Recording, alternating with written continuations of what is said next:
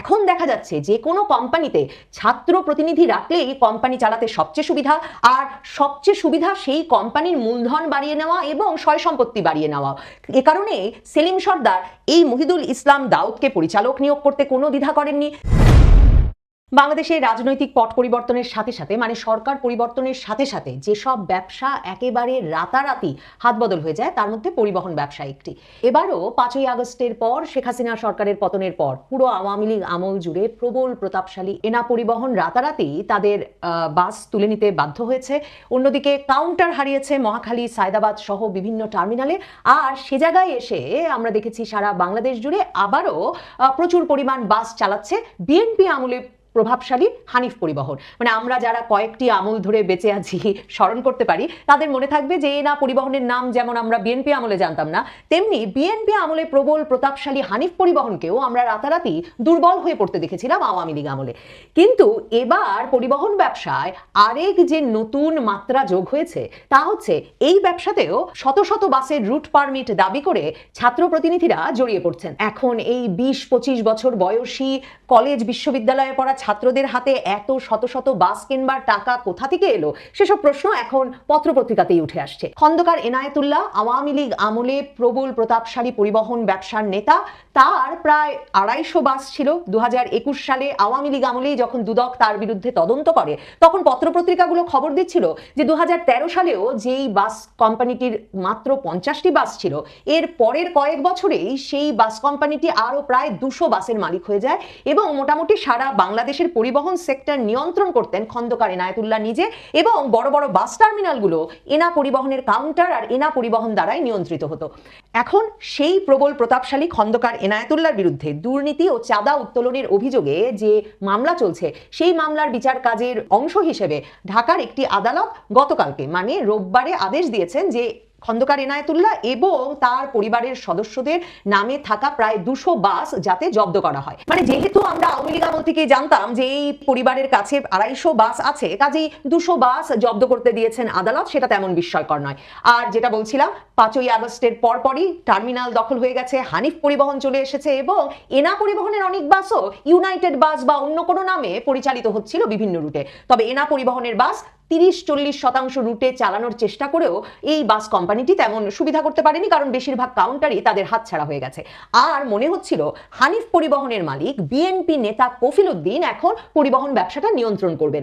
কিন্তু সেখানেও যে অন্য মাত্রা উপস্থিত হয়েছে তার প্রমাণ হচ্ছে গতকালকেই অর্থাৎ রোববারেই বণিক বার্তা খবর দিচ্ছে বৈষম্য বিরোধী ছাত্র আন্দোলনের সাথে সম্পৃক্ত দাবি করে রাজধানী ঢাকাতেই কেবল 240টি বাসের রুট পারমিটের জন্য আবেদন করেছে চিত্রা পরিবহন লিমিটেড নামে একটা কোম্পানি। এই চিত্রা পরিবহন লিমিটেড কোম্পানিটি ট্রেড লাইসেন্স পেয়েছে গত বছর 2রা সেপ্টেম্বর। আর এর 7 পরিচালকের একজন হচ্ছেন মহিদুল ইসলাম দাউদ নামের এক ছাত্র, যিনি এই কোম্পানির একই সঙ্গে ভাইস চেয়ারম্যানও বটে। দাউদ ঢাকার তিতুমির কলেজের 2020-21 শিক্ষাবর্ষের শিক্ষার্থী। 2018 সালের নিরাপদ সড়ক আন্দোলন করেছেন। এই ছাত্রনেতা বর্তমানে সংশ্লিষ্ট আছেন বামপন্থী একটি ছাত্র সংগঠন গণতান্ত্রিক ছাত্র কাউন্সিলের রাজনীতিতে। আর এর মধ্যে মানে 2018 থেকে 2024 পর্যন্ত 2024-এ বৈষম্য বিরোধী ছাত্র আন্দোলন করার আগে তিনি গণপরিবহনে হাফ ভাড়ার আন্দোলন করেছেন, কোটা সংস্কার আন্দোলন করেছেন 2018-তে। কাজেই এসব রাজনৈতিক পরিচয় নিশ্চয়ই তাকে সড়ক পরিবহনের ব্যবসা করার এমন এক নৈতিক অধিকার দিয়েছে যে এখন তিনি চিত্রা পরিবহন লিমিটেড নামে এক কোম্পানির পরিচালক বনে গেছেন এবং পরিচালক বনে গিয়ে তিনি রীতিমতো Dhaka metropolitan regional transport committee বরাবর মার্চ মাসে আবেদন করে ফেলেছেন যে তাদেরকে যাতে ঢাকার ভেতরে 240টি বাসের রুট পারমিট দেওয়া হয়। মানে কোন জাদু বলে আসলে এই ছাত্রদের হাতে এত কোটি কোটি টাকা এসেছে যে তারা 240টি বাসের ব্যবসা করবার জন্য কোম্পানি খুলে ফেলছেন এবং পারমিট দাবি করছেন কর্তৃপক্ষের কাছে, সে এক বিস্ময়ই বটে। মানে আওয়ামী লীগের প্রবল পরাক্রমশালী সময়েও খন্দকার এনায়েতুল্লাহর বিরুদ্ধে দুর্নীতি দমন কমিশনের তদন্ত হয়েছে। পত্রপত্রিকায় যে বণিক বার্তা আজকে এই দারুণ ব্যবসায়ী ছাত্র মহিদুল ইসলাম দাউদের খবর লিখেছে, সেই 2021 সালে সেই বণিক বার্তায় আমি দেখছি যে প্রতিবেদন ছাপা হয়েছিল যে কি করে 2013 সালে যেই খন্দকার এনায়েতুল্লাহর কাছে মাত্র 50টা বাস, তিনি কি করে 2021-এর মধ্যে 250 বাসের মালিক হয়ে গেলেন। কাজেই বুঝতেই পারছেন 50টি থেকে 250 হয়েছিল সরকারের সকল সুখ সুবিধা পাওয়া এক পরিবহন নেতার, যিনি রীতিমতো বিএনপির হানিফ পরিবহনের কাছ থেকে পুরো পরিবহন সেক্টরের নিয়ন্ত্রণ আন্দোলন নিয়ে নিয়েছিলেন 2013 সালে, নানা রকম অবরোধ হরতালের মধ্যেও বাস এবং পরিবহন ব্যবস্থা চালু রেখে সরকারের ঘনিষ্ঠতম হয়ে উঠেছিলেন।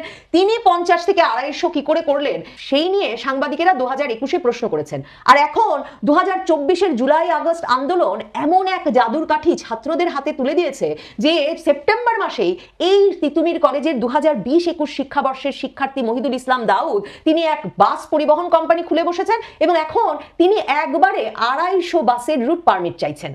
বণিক বার্তা লিখছে যে বৈষম্য বিরোধী ছাত্র আন্দোলনের সম্পৃক্ততা ও সরকারের একাধিক উপদেষ্টার সঙ্গে যোগাযোগ রয়েছে এমন কথা বলে বারবার রুট পারমিটের জন্য সংশ্লিষ্ট দপ্তরগুলো চাপ দিচ্ছেন দাউদ। এখন দাউদকে যখন বণিক বার্তা, মানে এই যে শিক্ষার্থী তিতুমির কলেজে, সেই মহিদুল ইসলাম দাউদকে যখন বণিক বার্তা জিজ্ঞেস করেছে তখন তিনি বলেছেন আমার তো কোনো বাস কোম্পানি নেই, আমি তো মালিকই নই। অথচ মালিক নন দাবি করলেও বণিক বার্তার কাছে এই সব কাগজপত্র আছে যে কোম্পানির, মানে চিত্রা পরিবহন লিমিটেডের যে মেমোরেন্ডাম অফ অ্যাসোসিয়েশন, সেখানে চিত্রা পরিবহনের ভাইস চেয়ারম্যান এবং পরিচালক হিসেবে মহিদুল ইসলাম দাউদের স্বাক্ষর আছে। শুধু তাই নয়, যে চিত্রা পরিবহনের যে 7 পরিচালক তাদের 3 জনেরই বয়স 25 বছর বা তার নিচে। আর মহিদুল ইসলাম দাউদের পাশাপাশি নোয়াখালী সদর উপজেলার মোহাম্মদ ওমর ফারুক ও গাজীপুরের কাপাসিয়ার মোহাম্মদ আশরাফুল ইসলাম এ দুজনও শিক্ষার্থী। আর কোম্পানির চেয়ারম্যান শরীফ ওয়ায়েদুল্লাহ, তার বয়স 30 বছর। আরেক পরিচালক আবুল বাশার, তার বয়স 31 বছর। 20, 25, 30, 31 বছরের এই তরুণরা নিশ্চয়ই দারুণ কোনো গুপ্তধন খুঁজে পেয়েছেন, না হলে কি করে তারা 250 বাসের রুট পারমিটের দাবি করছেন সে বিস্ময়ের ঘোর আসলে কাটতে চায় না। ছাত্ররা সামনে থাকলেও এই চিত্রা পরিবহনের মূল মালিক সেলিম সর্দার নামে এক ব্যক্তি। মহিদুল ইসলাম দাউদ নিজেও বণিক বার্তাকে বলেছেন যে তিনি তো কিছু জানেন না, এই কোম্পানির এমডি হচ্ছেন সেলিম ভাই। এখন সেই সেলিম ভাইকে যখন জিজ্ঞেস করা হলো তখন তারা বললেন এরই মধ্যে ঠিকানা, মৌমিতা, লাভবাহিক সহ কয়েকটি কোম্পানিতে তার মালিকানায় থাকা বিভিন্ন বাস চলাচল করছে। রুট পারমিট পেলে এই বাসগুলো চিত্রা পরিবহনের নামে চালানো হবে। তার মানে ওই যে বললাম না, এনা পরিবহনেরও নাম বদলে গেছে, মানে সরকার পরিবর্তনের সাথে সাথে আওয়ামী লীগ ঘনিষ্ঠ অনেক পরিবহন যেহেতু তাদের নামের বাসগুলো চালাতে পারছে না, সেইগুলোর দায়িত্ব হয়তো এসব তরুণেরা নিয়ে নিয়েছেন। এখন এই সেলিম সর্দার বলছেন যে তার কোম্পানির, মানে চিত্রা পরিবহন কোম্পানির যে পরিচালকরা আছেন তারা ছাত্র কিনা সেটা তিনি জানেন না, ব্যবসা করবে, নতুন গাড়ি কিনবে, এই শর্তেই তারা যুক্ত হয়েছেন এই পরিবহন ব্যবসায় তাদের সঙ্গে। আর একটা কোম্পানি চালাতে গেলে অনেক লোক লাগে। একটা পরিবহনে যখন 200 গাড়ি চলে বা 100 গাড়ি চলে তখন একজন দুজন দিয়ে তো তা সামলানো সম্ভব না। এই কোম্পানির মালিক সেলিম সর্দার বলছেন যাকে যে জায়গায় রাখলে কোম্পানি পরিচালনা সম্ভব হবে আমরা সে জায়গায় তো তাকে রাখবো। নিশ্চয়ই এখন দেখা যাচ্ছে যে কোনো কোম্পানিতে ছাত্র প্রতিনিধি রাখলেই কোম্পানি চালাতে সবচেয়ে সুবিধা, আর সবচেয়ে সুবিধা সেই কোম্পানির মূলধন বাড়িয়ে নেওয়া এবং সয় সম্পত্তি বাড়িয়ে নেওয়া।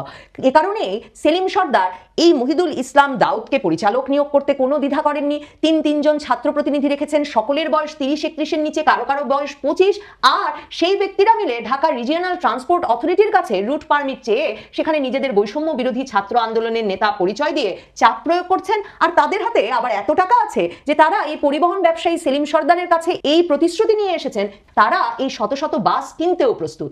কাজেই বুঝতেই পারছেন, একদিকে আপনি যখন ভাবছেন যে আওয়ামী লীগ আমলে প্রবল প্রতাপশালী খন্দকার এনায়েতুল্লাহর এখন এমন দুর্দশা যে তিনি বিদেশ চলে গেছেন, কিন্তু তার পরিবারের 200 বাস আজকে জব্দ হয়ে যাচ্ছে আদালতের নির্দেশে, তখন একদিকে যেমন বাস হাতবদল হচ্ছে, টার্মিনাল, বাস, রুট হাতবদল হয়ে চলে গেছে বরাবরের মতো অপরপক্ষ বিএনপির কাছে, তখন অন্যদিকে এই ছাত্র প্রতিনিধিরা পরিবহন ব্যবসায়ও এক নতুন মাত্রা যোগ করেছেন।